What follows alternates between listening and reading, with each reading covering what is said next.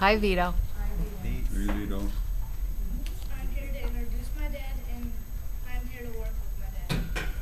All the signs you see were made and set up by me. I will be playing parts and helping my dad throughout the seminar is going on. But the truth is, I'm just happy to be here. When my dad is adjusting you, messages are running up and down your spine saying you're getting adjusted, don't worry. And it's saying that because when your nervous system isn't healthy, it's bad if you're not getting adjusted. And I'm telling you, you do not want to get subluxated. Because if you're subluxated, your spine is out of alignment, and it's not healthy. And make sure to get adjusted at least once a week at my dad's office in Cicero, New York, located in Syracuse, New York. So sit back, relax, and enjoy the seminar. Now please put your hands together for Joe Borio! I have a couple of studies that we have in the office that we certainly have to print out and we share. This is a great one. I talked a little bit about it yesterday. They used a health quotient on it. But what's really important on the study, largest study ever done in chiropractic, 2,800 people were evaluated, 3 months through how long? 3 years, okay?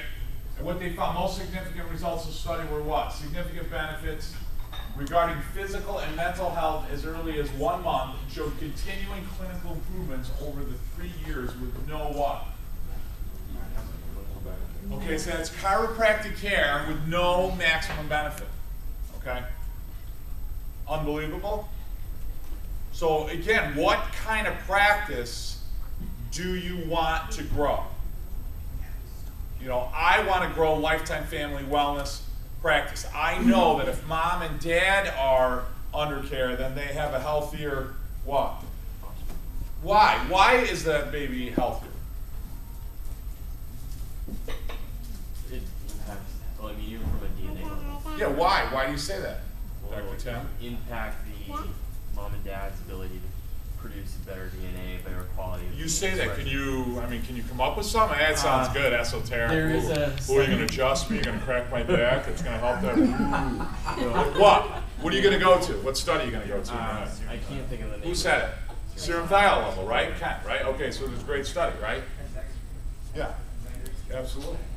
Okay, so there's some research. I'm not trying to give you a hard time, but there's research out there.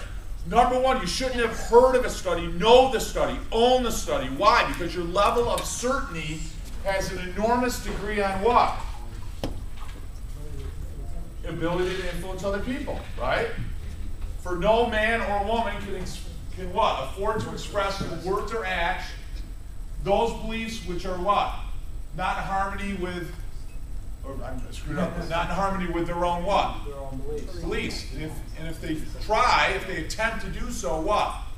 They fail with their ability to influence other people. Okay? So that's why when you read these studies, you should know the study. You should have a couple studies that you anchor in your head. It's not important that they know Journal of Human Hypertension 2008. It's not, but if you know that study, right, it's really easy to have that conversation with that person in front of you, isn't it? They won't even, I have people say, geez, doc, do you have the cited reference for that study? Do you have the cited reference for that? I don't know. Geez, somebody's going to ask me in group. I'm telling you right now, I do my Monday nights. I have the references for my Monday nights, right? I think there's one or two that I can't find out. A couple people ask me. I haven't used them in so long. I'm still trying to find a couple. But the point is, no one ever asked me. I've never had a person in my Monday night go, excuse me, can I have the footnote reference for the, like nobody asks you that. But if you get up there and you're all, uncertain of yourself, they're going to ask you. You see the difference?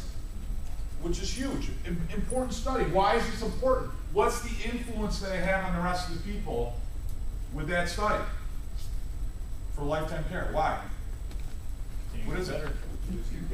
Continue to get better. So you never, how vitalistic is that? It's not preventative. It's not allopathic. I'm not trying to keep you below a threshold for symptomatic care. That's preventative. That's medical in mindset. What's vitalistic mean? There's an entity, non-local, right?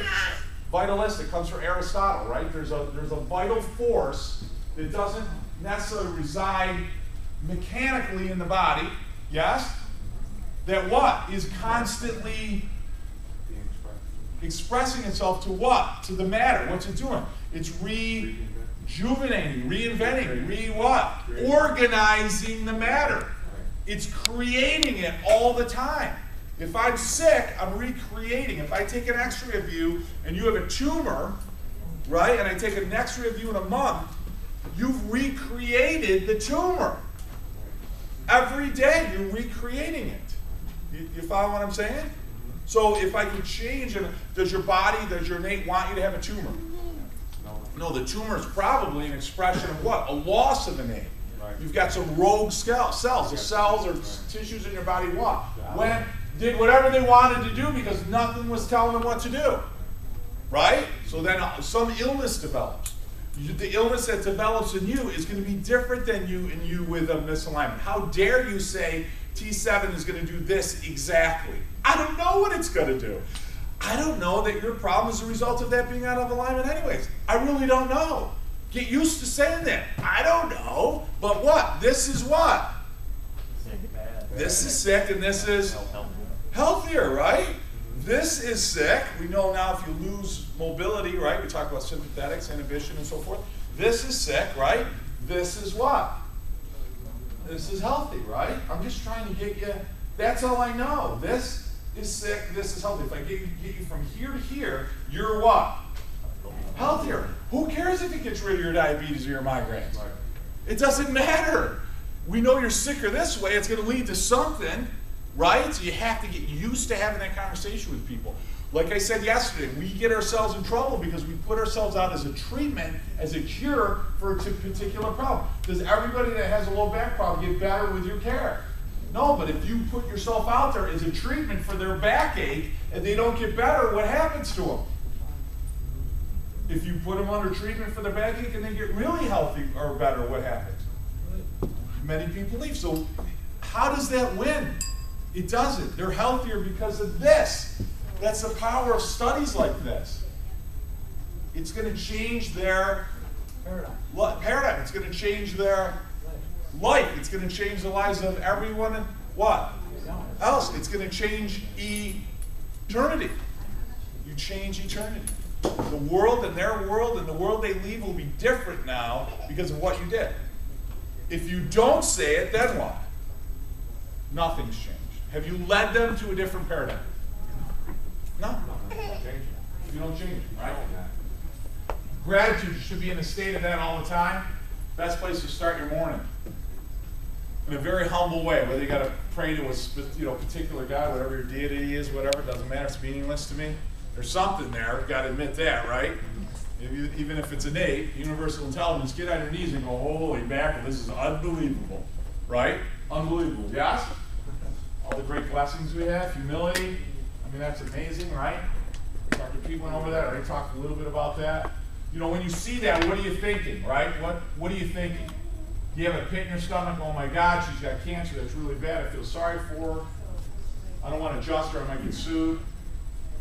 You know, are some of you guys thinking that? You know, get out there, talk about it. Talk to them about what may have caused that, right? What is your intensity and intention, right, of thought? Can I help him or her? You know, breast cancer,